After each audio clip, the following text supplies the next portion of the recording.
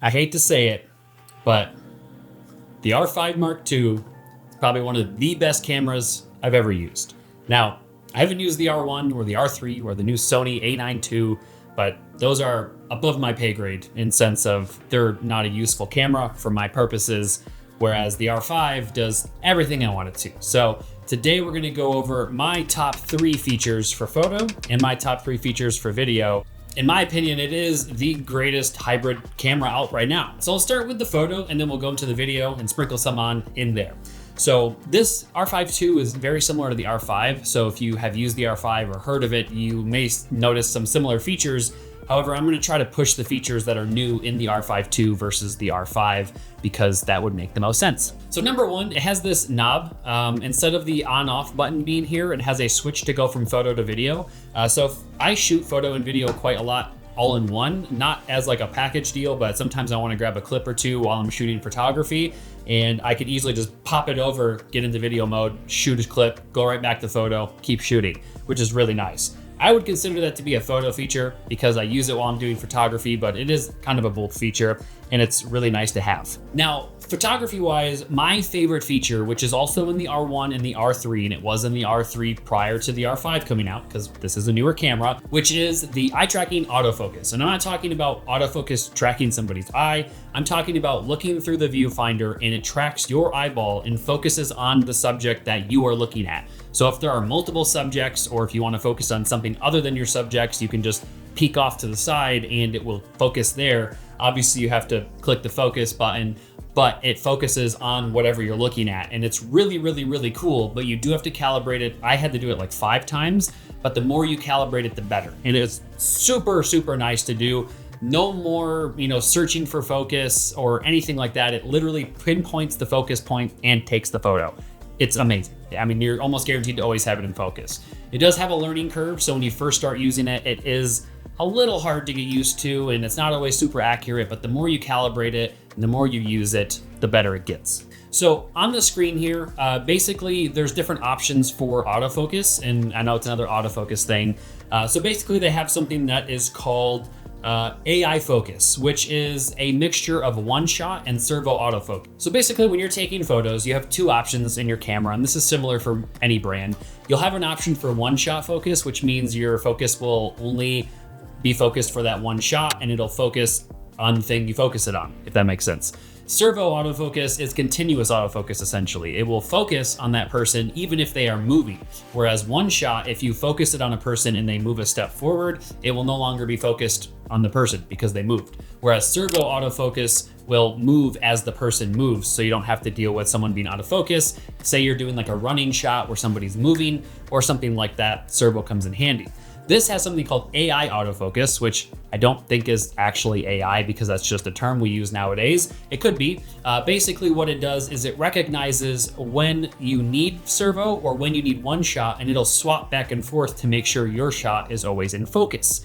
This is really great when you're taking photos because you don't have to deal with having to switch it or knowing which one to use, and it just always makes sure your shot's in focus. So long story short, my top 2 features for photography so far have to do with making sure your stuff is always in focus, because that is probably the most annoying thing about taking photos, is making sure things are in focus. So really great feature that I really enjoy using. And that's kind of what I consider to be my top 3 photo settings or features. This camera has jam-packed more video features than the R5 one, whereas photography, it has some features in my opinion. I think in the R5 II, if you are a hybrid shooter and you do video as well as photo and a majority video or more video, this is the perfect camera for you. Here's some reasons why. Number 1 is C-Log 2. We finally got C-Log 2 in a mirrorless camera that is not a C70 or an R5C or something like that. We finally got it in a handheld DSLR, which is amazing. Mirrorless camera, I should say. The big deal about this is that C-Log 1 is kind of mid. It's all right. Nothing amazing. It doesn't have a lot of pushing factor. You can't push it too far or else you'll lose. And C-Log 3 is, in my opinion, a very complicated log profile to use. You can't push it in the dark too much. You have to have pretty optimal lighting. You end up with a lot of noise or grain if you don't use it right. It's kind of annoying. C-Log 2 in this camera, it has a base ISO of 800, unfortunately, just like C-Log 3. So you are going to need a darker ND filter like a 6-9 stop. And if you didn't know, C-Log 2 just has really nice colors. It comes really nice. You can edit it very nicely, and it turns out to be a solid image, 100%. And it's very fixable if you mess something up. You can't push it too far, but you can definitely fix more than other long profiles. I should have put this at number 1 because this is probably my biggest, most favorite feature of the R5 II. And I'm sure it'll be everybody's if they were using the R5 before this, is the codec. They finally changed the codec, and it is new, it is better, it is smaller, and it's incredible. So my R5 I at a wedding, I used to shoot roughly 600 to 700 gigabytes, closer to a terabyte per wedding of footage all day at an 8 to 10 hour wedding. Now, at an 8 to 10 hour wedding, I'm shooting under 100 gigabytes of data. They call it LGOP, whereas the old style was All-I or IPB. IPB being the very smaller of the two, but not as optimized. So we normally use All-I or All-E, however you say it. Now we have a new codec, which is amazing. So that's number 1. Your file sizes are 10 times smaller, not even kidding, legitimately 10 times smaller, which is incredible. So number 1 reason why I would get the R5 II if you're using the R5. I know the R6 and other cameras use a much different codec, or they just are stuck in IPB, so the file sizes are small, but amazing. And this would be number 3, but I think it ties in with number 2 really well. The fact that the file sizes are much smaller and the bit rates is also much different, it does allow you to shoot in a regular SD card in most frame rates. So I believe 120 FPS is the only one you can't shoot in an SD card, but I think you might be able to. I can't remember off the top of my head. However, I can dual shoot to SD card and CF Express in most recording formats on the Canon R5 II, excluding 8K, of course, but most 4K profiles work great. So the cool thing about that is I can dual shoot the SD cards, and I have a secondary, SD card in case one fails or something. Whereas in the past, we would have to do a regular file and then a proxy file into the SD card as it couldn't handle the bitrate. So that's really cool feature in the R5 II.